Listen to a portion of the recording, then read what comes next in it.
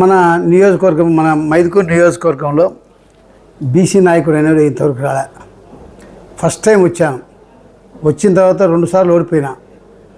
అయినా కూడా ప్రజలు బాగా గమనించి ఆలోచించి ఈరోజు నా పట్టం కట్టినారు. మన నియోజకవర్గ ప్రజలకు ఎవరు చేయనటువంటి అభివృద్ధి, ఎవరు చేయనటువంటి పనులు, శాశ్వతంగా నిలబడిపోయే పనులు చేస్తానని చెప్పి, అవినీతి ఎవరు చేసినా ఎవరు ఆక్రమించినా దాన్ని వదిలే ప్రశ్న లేదు. ప్రతిపక్షం ఉన్నప్పుడే అవినీతి చేస్తే నేనే ముందు పోయి దాన్ని అవినీతి చేసినానని చెప్పి నేను గ్రీన్ ట్రిబ్యునల్కు 3 సంవత్సరాలు తిరిగి ఆర్డర్ తీసుకొచ్చిన. ఈరోజు ఎందుకు వదిలేస్తా? కమిషన్లు తీసుకునే పరిస్థితి నా దగ్గర ఉండదు. అది దగ్గరకు రానివ్వను. ఎవరైనా అటువంటి కమిషన్లు చేస్తూ ఉన్నా కూడా సహించను. రాజకీయం శాశ్వతం కాదు. ఈరోజు ఉంటుంది, రేపు పోతుంది. ఇప్పుడు 5 ఏళ్ళే కదా రాజకీయం ఉండేది. ఈ 5 సంవత్సరాల్లో మన ప్రజలకు ఏం చేసినామనేది మన ముందు రావాలా.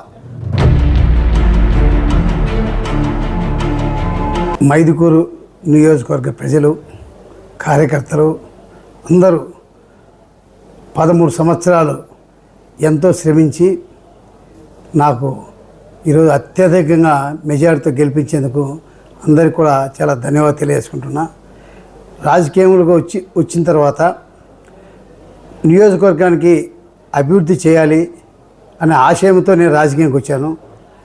ఆశయానికి ఈరోజు 13 సంవత్సరాల తర్వాత అందరూ నాకు సపోర్ట్ చేసి నువ్వు మా మైదుకూరు నియోజకవర్గం అభివృద్ధి చేస్తారు అని నమ్మకంతో, విపరీతమైన అభిమానంతో అందరూ ఈరోజు స్వచ్ఛందంగా వచ్చి ఈరోజు అత్యధిక మెజారిటీ గెలిపించారు.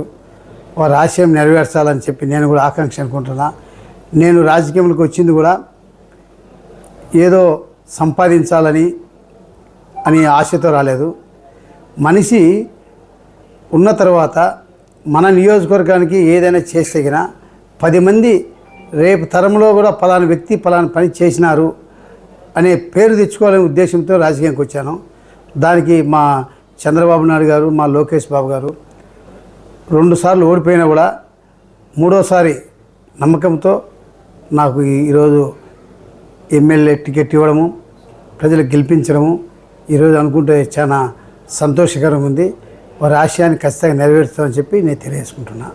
ఒక బీసీ నాయకుడిగా ఈరోజు మైదుకూరు ఎమ్మెల్యే, మొట్టమొదటి బీసీ నాయకుడిగా మీరు ఈరోజు మైదుకూరు ఎమ్మెల్యేగా గెలిచి చరిత్ర సృష్టించారు. మరి ఈ గెలుపు పైన మీరు ఎలా ఉంది? అంటే ఇంతవరకు మన నియోజకవర్గం, మన మైదుకూరు నియోజకవర్గంలో బీసీ నాయకుడు అనేది ఇంతవరకు రాలే. ఫస్ట్ టైం వచ్చాను. వచ్చిన తర్వాత 2 సార్లు ఓడిపోయినా. అయినా కూడా ప్రజలు బాగా గమనించి ఆలోచించి ఈరోజు నా పట్టం కట్టినారు. ఖచ్చితంగా వారి ఆశయాన్ని ఖచ్చితంగా నెరవేరుస్తా. నాకు కూడా చాలా సంతోషం ఉంది. అన్ని సామాజిక వర్గాలని, ఒక బీసీ సామాజిక వర్గమే కాదు, అన్ని సామాజిక వర్గాలు కలుపుకొని మేము అభివృద్ధి బాటలో ముందుకు పోతామని చెప్పి తెలియజేసుకుంటున్నాం. మీ గెలుపులో కూటమి పార్టీల కృషి వాటి ఎలా ఉంది? ఇప్పుడు తెలుగుదేశం పార్టీ గెలవాలంటే, తెలుగుదేశం పార్టీ ఎన్నో కష్టాలు ఉన్నప్పుడు, ఎన్నో సమస్యల్లో అనవసరంగా మా నాయకుడిని జైల్లో పంపించినప్పుడు పవన్ కళ్యాణ్ గారు వచ్చి స్వచ్ఛందంగా వితౌట్ కండిషన్తో ఆ రోజు స్వచ్ఛందంగా వచ్చి మద్దతు తెలిపారు. ఎందుకు తెలిపారు? ఈ రాక్షస పరిపాలన అంతం కావాలి. ఈ అంతం కావాలంటే ఏమైనా పొరపాటు జరిగితే మళ్ళీ ప్రజలు నష్టపోతారు అనే ఉద్దేశంతో స్వచ్ఛందంగా వచ్చి పవన్ కళ్యాణ్ గారు మద్దతు తెలిపారు. మద్దతు తెలిపిన తర్వాత పవన్ కళ్యాణ్ గారు బీజేపీతో అలయన్స్లో ఉన్నారు కాబట్టి మళ్ళీ పవన్ కళ్యాణ్ బీజేపీతో కూడా కూటమి భాగంలో కలిపి మన రాష్ట్రం బాగుపడాలంటే, అభివృద్ధి కావాలంటే ఓన్లీ మన ఇద్దరమైతే కాదు, ఖచ్చితంగా ఆర్థిక పరంగా మన రాష్ట్రం చాలా వెనుకబడిపోయింది. ఆర్థికంగా డెవలప్ కావాలంటే మనకు ప్రభుత్వ సపోర్ట్ కావాలి.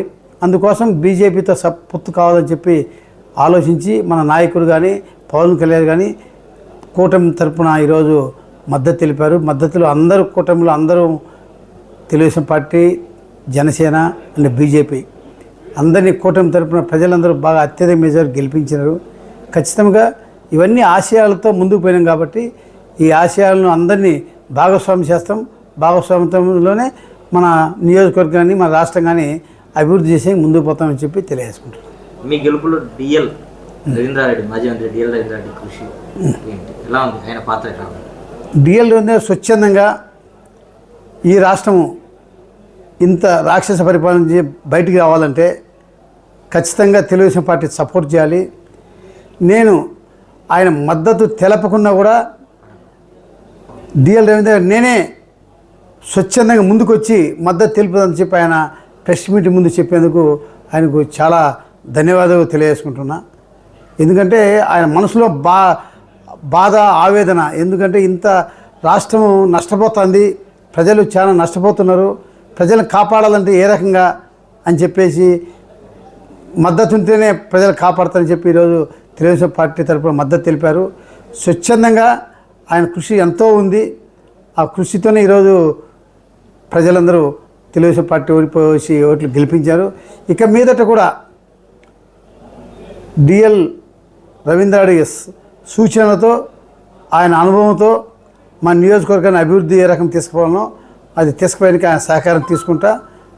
ఎందుకంటే చాలా సీనియర్ నాయకుడు, చాలా అనుభవం ఉన్న నాయకుడు కాబట్టి ఏదైనా మేము పొరపాట్లు చేసినా కూడా మేము ఆయన సలహాలు తీసుకొని నియోజకవర్గాన్ని అభివృద్ధి చేసేదానికి మేము కలిసిపోతాం.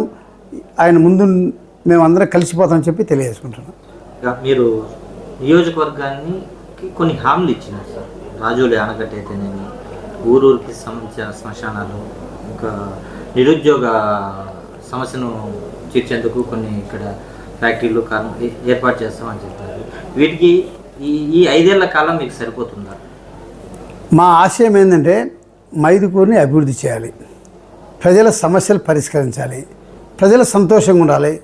ఈ అవినీతి లేని పరిపాలన చేసి ఈ రాక్షస పరిపాలన అంతం చేసి ప్రజలు సుఖంగా స్వేచ్ఛగా వాళ్ళు బ్రతికేదానికి, వాళ్ళకి ఎటువంటి ఆటంకులు కలపకుండా చేసేదానికి, ప్రజలు అభివృద్ధి చేసేదానికి నేను రాజోలి ఆనకట్ట కట్టాలని ఒక నిర్ణయం తీసుకున్నా. దాని ముందుండి చేపిస్తా.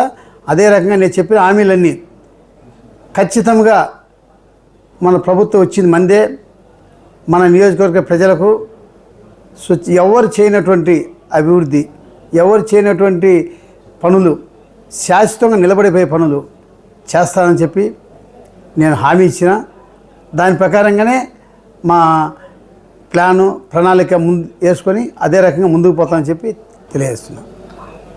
ఇక ఎమ్మెల్యే గారి పైన, మాజీ ఎమ్మెల్యే రఘురామరెడ్డి గారి పైన మీరు పలు అవినీతి ఆరోపణలు చేస్తున్నారు. వాటిలో ముఖ్యంగా భూ కబ్జాలు అయితేనేమి, లేకపోతే ఇసుక, మట్టి దోపిడీ, వంకలు, పొరంబోకులన్నీ ఆక్రమించారని చెప్పేసి వాళ్ళ అనుచరులందుకు మీరు ఇంకొకటి గ్రీన్ ట్రిబ్యునల్కి కూడా వెళ్ళి పోరాడినారు అడవి భూముల విషయంలో.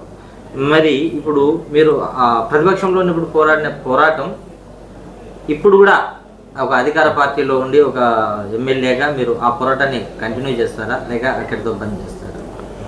అవినీతి ఎవరు చేసినా, ఎవరు ఆక్రమించినా దాన్ని వదిలే ప్రశ్న లేదు.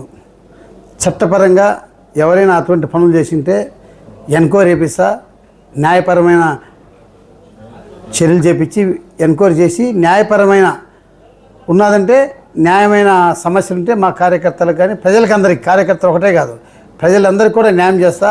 ఎవరైనా అవినీతి చేస్తా అంటే ఒప్పుకునే సమస్య లేదు. అవినీతిని అంతం చేయాలనే నా ఆశయం ఉంది. ఖచ్చితంగా అది ఎవరెవరు చేసినా కూడా వాళ్ళందరినీ బయటికి లాగుతా. ఎవరు ఎక్కడెక్కడ కబ్జా చేసినారో అవన్నీ బయటికి తీస్తా. ఎవరికి భూములు లేకుండా చాలా ఇబ్బందులు పడుతూ ఉన్నటువంటి వాళ్ళకు సహకరిస్తా.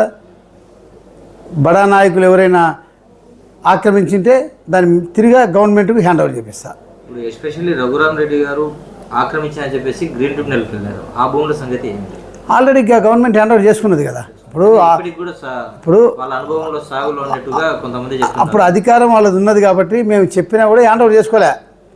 ఇప్పుడు చట్టపరంగా ఎవరు ఆక్రమించింటిగినా వాళ్ళని ఖచ్చితంగా మేము గవర్నమెంట్కి హ్యాండ్ ఓవర్ చేసుకుని తీరుతాం కదా. మీరు ప్రతిపక్ష నాయకుడుగా ఆ భూములు ఆక్రమణకు గురైనాయని చెప్పేసి మీరు విజిట్ చేసి చూశారు.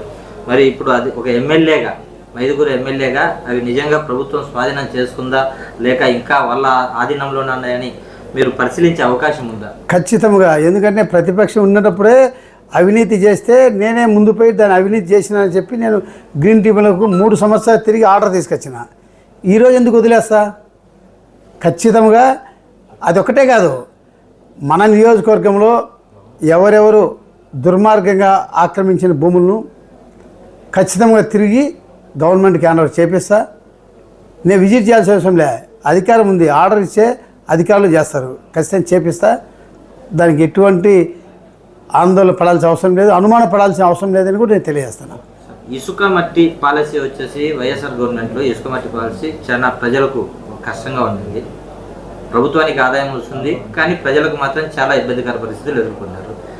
మరి ప్రభుత్వం మారింది, పాలకులు మారినారు. ఇసుక మట్టి పాలసీలో ముఖ్యంగా సపోజ్ రేపు నేను ఒక సామాన్యుడు ఇల్లు కట్టుకుంటే అతనికి మట్టి కావాలంటే ఎలాంటి పరిస్థితి? ఇప్పుడు గజ్జితిప్ప పక్కనే ఉన్న గజ్జితిప్ప మట్టి తోలుకోలేని పరిస్థితి ఏంటి? దానికి మీరేం చెప్తారు? ఇప్పుడు నిన్ననే ఎలక్షన్ అయిపోయింది, నిన్ననే కౌంట్ అయిపోయింది.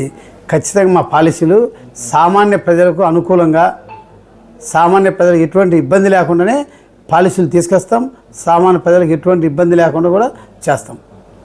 సార్, ఇప్పుడు మాజీ ఎమ్మెల్యే రఘురామరెడ్డి పైన ఒక ప్రధాన ఆరోపణ ఏంటంటే, తన కోసం, తన పార్టీ కోసం కష్టపడి జెండా మోసిన వాళ్ళకంటే కూడా కమిషన్ల కోసం ఎవరికైనా పనిచేస్తున్నారు, ఒక అఖిలపక్షాన్ని ఏర్పరిచినారని చెప్పేసి ఒక ప్రధాన ఆరోపణ. ఇప్పుడు మీరు అంటే ప్రజలు, సామాన్య ప్రజలతో పాటుగా పార్టీ మీకోసం, మీ గెలుపు కోసం, పార్టీ కోసం కష్టపడ్డ వాళ్ళకి ప్రయారిటీ ఇస్తారా, లేక అందరు రాజకీయ నాయకుల మాదిరే మీరు కూడా ఆ కోవలోకే వెళ్తారా? మేము ముందే చెప్పిన, రాజకీయంలో ఉన్న తర్వాత మనం ప్రజలకు న్యాయం చేయాలి. ఈరోజు నాకు 22,000 మెజార్టీ ప్రజలు ఓట్లేసి గెలిపించినారంటే వారు నా మీద పెట్టుకున్న నమ్మకంతోనే ఓట్లేశారు. ఖచ్చితంగా నా కోసం కష్టపడినటువంటి కార్యకర్తలు, ప్రజలు, వారికి అందరికి కూడా ఖచ్చితంగా న్యాయం చేస్తా. అటువంటి కమిషన్లు తీసుకునే పరిస్థితి నా దగ్గర ఉండదు, అది దగ్గరకు రానివ్వను. ఎవరైనా అటువంటి కమిషన్లు చేస్తా ఉన్నా కూడా సహించను. మా కార్యకర్తలు ప్రశాంతంగా, ఎక్కడ అవినీతి లేనటువంటి పరిపాలనలో ఉన్నాము మేము అని ప్రజలు అనుకునే రకంగా నేను చేస్తాను. ఇంకోటి సార్, ఇప్పుడు కూటమి అభ్యర్థిగా మీ గెలుపు కోసం కృషి చేసినటువంటి పార్టీ నాయకులకు మరి స్థానికంగా జరిగే లోకల్ బాడీ ఎన్నికలలో మీరు ప్రాధాన్యతనిస్తారా, లేక ఇది ఇంతటితోనే ఆపేస్తారా? అట్లా కాదు, ఇంతకుముందే చెప్పాను కదా, మన అధికారం రావాలంటే కూటమిలో ఉన్నటువంటి పవన్ కళ్యాణ్ కానీ, బీజేపీ కానీ ఎన్నో సహకారంతో అందరు కలిసి ఓటు చీలనివ్వకూడదు, వ్యతిరేక ఓటు చీలనివ్వకూడదు అని చెప్పి పవన్ కళ్యాణ్ గారు మాట చెప్పినారు. దాని ప్రకారంగా మాకు తెలుగుదేశం పార్టీ ఎన్నో కష్టాలు ఉన్నప్పుడు మాకు మద్దతు తెలిపినారు. ఖచ్చితంగా మేము అందరం కలుసుకొని రాష్ట్రాన్ని అభివృద్ధి చేసేదానికి మేమందరం కూటమి తరపున అన్ని వ్యవస్థలను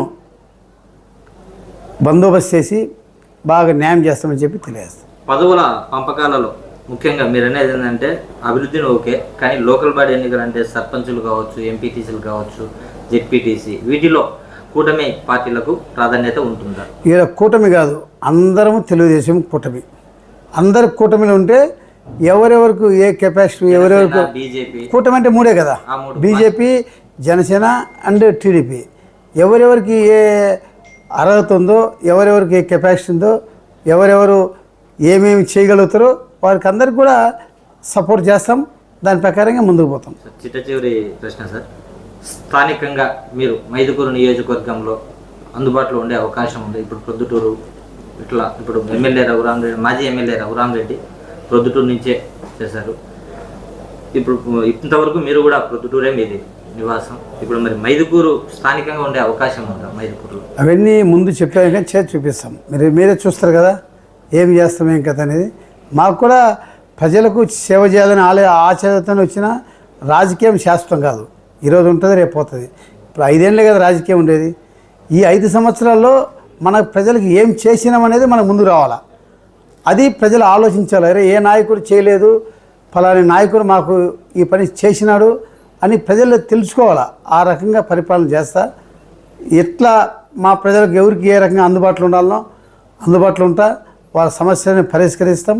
వారి కోసం నేను ఎల్లవేళలా, నాకు ఈరోజు ఈ గౌరవము ఇంత ప్రతిష్ట రావాలంటే కారకులు మా మైదుకూరు నియోజకవర్గ ప్రజలు కాబట్టి ప్రజల కోసం హర్నిశలు నేను కష్టపడతా.